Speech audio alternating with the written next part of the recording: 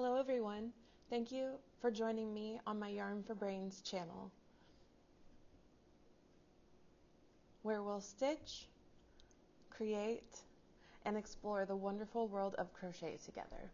Whether you're picking up your hook for the first time or looking to refine your skills, this is the perfect place for you. I'm going to show you how to start an Afghan using the alternate double cluster stitch. This is my Pebble Shores Afghan. I've been getting a lot of interest on this. Everyone seems to love the pattern and the color, so I am going to tell you exactly what I did. It does measure pretty large. It is going to be 70 by 80.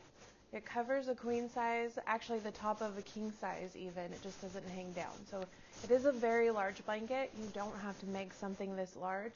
This pattern can easily be adapted to any size that you want. You can even use this stitch to make a scarf. I did do one using the exact same stitch. This was just a ombre yarn. So I will show you how to do this in this video as well. So you can do either size that you want to do, depending on what size, how much of a project you want to get into. Also, I do have the Pebble Shores Afghan currently in my Etsy shop. If you want a printable, there's not a printable currently on the scarf, but I will be sure to put one up for you guys. But I'm going to show you everything you need to know in this video. That's just if you want something to print. So I am going to start by choosing a worsted weight yarn. I have some I Love This yarn we're going to go with today in this lovely pink heathered print. That looks like a good choice, and I'm taking a size 6 crochet hook. Okay, so to start, we're going to make a slip stitch. And to chain, if we're just doing a scarf, I would recommend chain 20 plus 3. If you want to do the Afghan, I did 110 plus 3. The thing you want to know here is a multiple of 10 plus 3, and you can do any size that you want. Just make sure that you have the multiple of 10 and then 3 turning chains. So once we get our chain,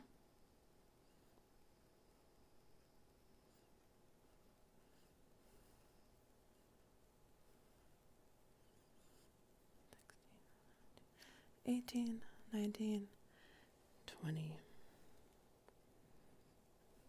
Then 3 turning chains.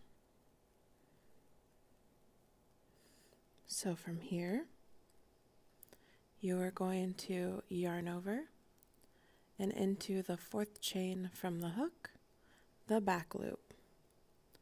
We will make an alternate double cluster stitch. We just go right into it. So instead of doing a full double crochet, you only pull through 2. Leave that loop on your hook, yarn over into that same chain, yarn over, pull through, yarn over, pull through 2 more loops. You have 3 loops on your hook, yarn over into the same chain, yarn over, pull through, yarn over, pull through 2 more. When you have 4 loops on your hook, yarn over, pull through, chain 1. Now we're going to skip 1 into the next, and I'm doing the back loop only so that I have a nice edge with a good little chain, clean edge with a chain. So same thing, I'm not completing the double crochet. I'm leaving 2 loops on my hook.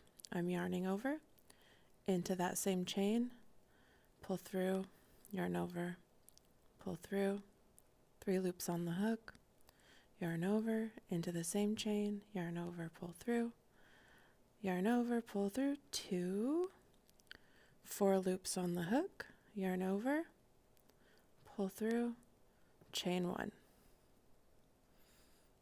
Skipping a chain into the next. Same thing. We're just going to do the same thing all the way down until we get to the end of the row.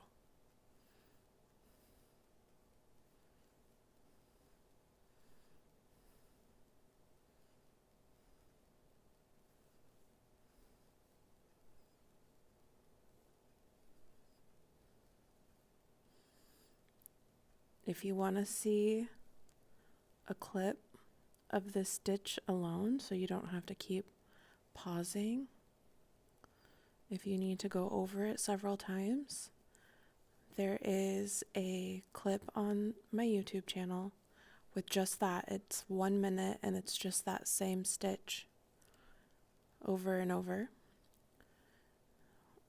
Or you can just rewind this, whatever works for you. This is how we're looking so far.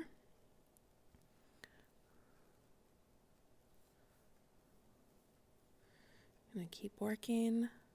Every other chain gets the alternate double cluster stitch.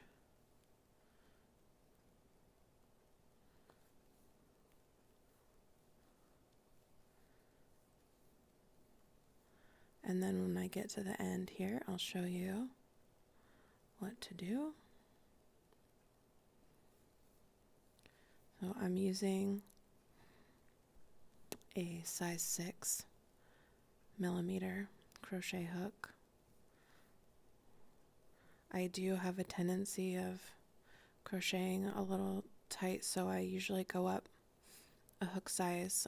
It is recommended a 5 for this yarn, actually 5.5, but I'm using a 6.